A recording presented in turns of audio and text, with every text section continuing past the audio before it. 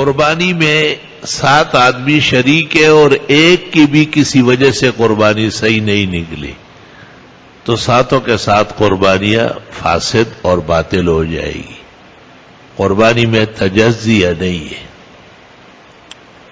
جیسے غلطی سے 8 آدمی شریک ہوئے، قربانی کے وقت گن لیا تو گائے میں یا بھینس میں یا اونٹ میں بجائے 7 کے 8 آدمی نکلے، تو قربانی میں ہر فرد کا کم از کم 7واں یعنی صبح واجب ہونا ضروری ہے. اور جب آدمی 8 ہو گئے تو ہر ایک کا سمن آ گیا، صبح نہیں رہا. لہذا 8 کے 8 یا 7 کے 7 سب کی قربانی نہیں ہوئی. غلط باطل اور دوسرا جانور اس کی جگہ لے کر 7 آدمیوں کی قربانی کی جائے گی، ایک کو علیحدہ کر لیں.